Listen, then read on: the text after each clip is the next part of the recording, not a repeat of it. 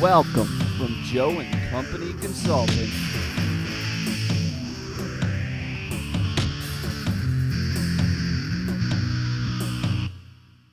Hey everybody, Joe and Company Consulting here today.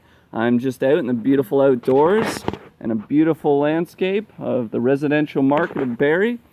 And today I have a beautiful friend to introduce you to, a philanthropist, an expression of the human experience, a great observer, Mr. Rick Dawson, for those who've never met him. Look at that handsome everybody. fella. I don't think I've ever had an intro like that before. We just got to get the drum roll for you. I'm glad that one's on tape. Yeah, and you definitely deserve a lot of credibility that Thanks, man. society might not always give you. Do you want to maybe we'll just walk around real quick and you can just point out something? We were just talking about the raspberries here, and they look completely fantastic. Yeah, there's a few getting early ripe. in the season. There's a few getting ripe down here, so Yeah. I think we got one each, Joe. Oh wow, So there you go. There's the bigger one for you. Thank you, generous man.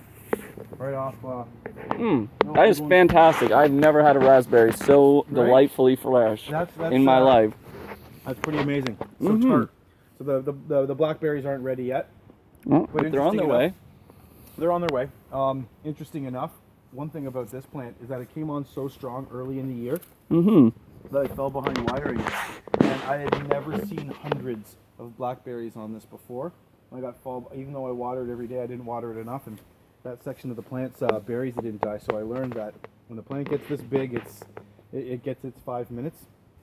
It also rooted out from under the bottom of the raised garden. Oh wow! Now this is it. So these were radishes, as you can say. As I said, squirrels and chipmunks have pretty much cleaned us out of radishes. But one thing that I learned with the raised garden is things grow well beside one another. So, for example, radishes and onions, they grow very, very well against each other. Tomatoes complement a few other things, but it's all on Pinterest and that, so I'm not going to wrap it off and take 20 minutes. Yeah. If you're going to start gardening, that is very important. Inspiring. Look at this. This kale looks fantastic. Well, here, people say your kale got so big it fell over. No, this is a classic mistake of an early gardener, is that when I had the kale this big and transplanted it, I didn't put it far enough down. As a matter of fact, I only covered the root system a couple of days ago from being burnt. As you can see in this one, I didn't plant them deep enough. Not only did it grow up, but the roots didn't grow deep enough fast enough. So really, if that one wasn't covered, it would have fallen over just like these ones. Yeah, well, it's nice that you get the time to learn. Look at this. I mean, we're still in July here, and look at the size of that kale. It's absolutely massive. Yeah, doing fantastic as far as I'm concerned. Is that parsley over there? No, these are all different types of carrots. Oh, okay, There's cool. sweet carrots, and I can't remember the other type of carrot. Well, it's good to have the variety. Again, we've got some cucumbers coming up, but they took a long time because the 3 or 4 that we planted, they kept getting eaten when they were kids. Right. So that happened. We got some squashes happening. I don't buy lettuce at all this year. I mean, these 4 stacks right here, I take lettuce off every single day. It comes right back. I also got some, romaine going. Now, I planted the spinach too early in the year. It all went to seed. The reason I kept it is because I keep taking all the seeds off of it, and now I don't have to buy spinach seeds again. And there's that spinach growing right there. I didn't plant that, but when it went to seed, and why it went to seed, I planted it too early in the year. It got cold, frosted, went to seed. Yeah. And so now I have spinach seeds everywhere. Had to recover a little bit. Let's just go over to the far side. It's a learning process. Absolutely, and that's what we're really about encouraging here. With what I'm trying to do with Joe and Company Consulting, it's about educating. It's about learning together, developing equity, figuring out how the world works. This is turning into my herb garden. So Carrie and I love teas. So I've got my chamomile tea here. I've got Earl Grey, which is bergamot. I'm going to plant a lot more bergamot because I drink that every day, and I don't think 5 plants will. Yeah, I don't think 5 plants will do it, but learning is cool. So that I got a little more room for some herbs. And then this is my Concord grape that I planted this year, which looks fantastic, especially with the lattice. I've heard that you're supposed to clip a lot of the leaves and get the sun down onto the grapes. Nice. But I don't also want to take too much. So as you can see, this is just from this week. It's had a lot of growth on this one, so we've gone all the way around. And now what I want to do is I want to get this guy over here like so and come back around. Yeah, it's beautiful that nature wants to work so willingly with the way that you've designed that lattice and that whole bench system. It looks great. It's obviously growing very we had well. a lot of fun doing it. Yeah, fantastic. And then, obviously this side of the house we're going to finish off in the next couple of weeks. Mm-hmm. And get, anything that is called a nightshade. Funny enough, they're called nightshade, but they love sun. Yeah. Anything nightshade needs hot soil. So we're going to plant it on the south side in pots, and we'll see how it goes. It's all a learning process, man. It's 3 years, and I've come a long way, but man, oh man, do I have so much to learn. I killed my first entire crop this year. I wanted to get a head start. I planted them all inside, and they got so big, and I hadn't changed them from like kind of those red cup containers that I was using. And they all got root lock, so I planted them, and a month later, not a single thing had grown. So I learned that there is such thing as too early, if you're gonna do it early, understand that it's gonna grow to its shape or its bowl or container. Yeah, What kind of absolutely. fish do that too, don't they? Pretty much anything. They'll fill whatever hole you let them fill. Even if we want to talk about anthropology, you want to talk about people, we all just fill in the roles that we get provided to us. So, and I mean, in addition to like actually eating the organic foods, like So how do you delicious. feel? Yeah, we're talking about. Have you ever had a cucumber? Like, can you describe the taste of a cucumber, or do you just kind of say, "Oh, it's like watery"? Yeah, it's very plain. There's and a then, taste to it. And When then you grow- celery oh too. my I've heard gosh, that. yeah. Celery. Celery peas is the one that blows your mind. Yeah. Yeah, it's not just a stir stick and a Caesar anymore. It's awesome. It's So a real those part of are- the diet. Yeah, and carrots. There's just such a taste there that you don't get in anything else unless you grow it for yourself. You go to like the Bradford Marsh and pick it up right from Hewitt's or something like that. It's just amazing. I love it. So, like, if you were to give advice to somebody like me who has never really done that much gardening, I definitely want to. What's the biggest challenge? Is it the time? Is it it's attention span? It's only a little bit every day. Yeah. It's a little bit of attention. Oh, yeah, at the beginning it's a little bit more work, but that is kind of fun.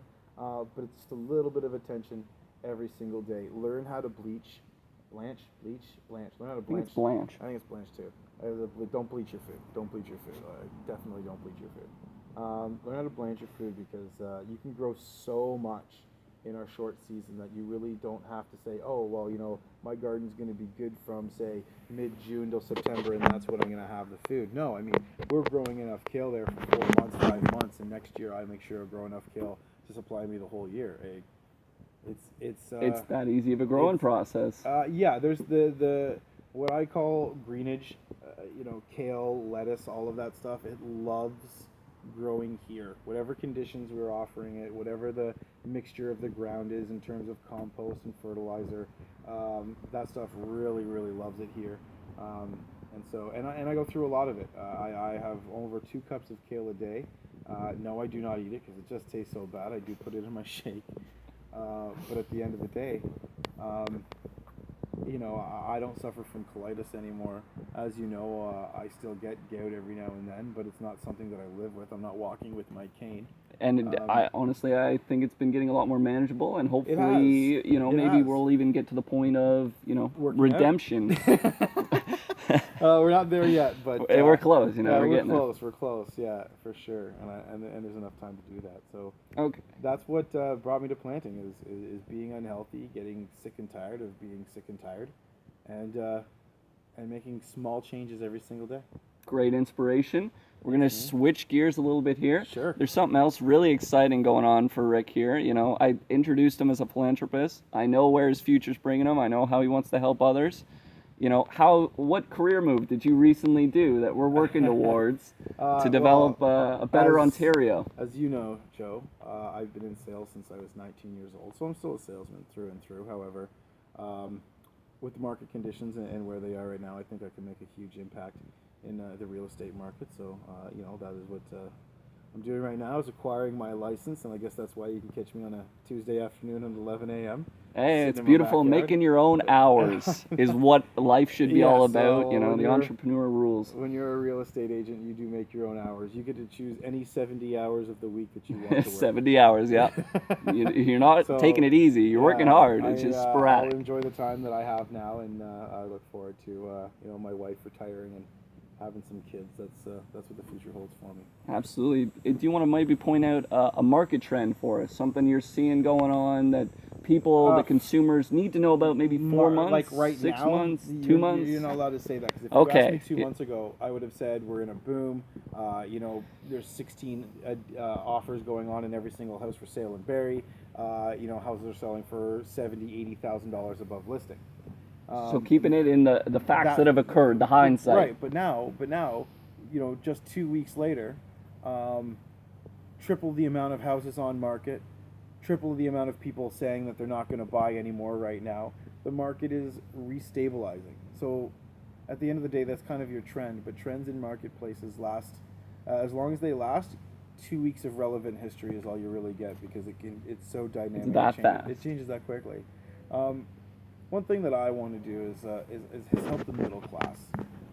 Yes, we do got to take care of the poor and the needy and the less unfortunate, absolutely.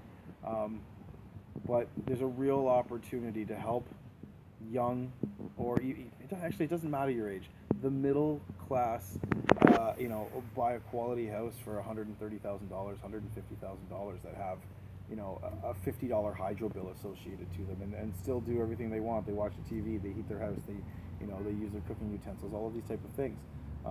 I don't want the quality of your life to go down. I simply want people not to be house broke. Yeah, to have the opportunity you know, to my provide friends, for their families in a way that they can't in the current generation with Right. a lot of the economic Absolutely. problems that I don't see how we're people feeling. can buy a house without parents' help or old money, or, you know, co-sign the whole family. Whatever. I mean, in China right now, they have 100-year mortgages.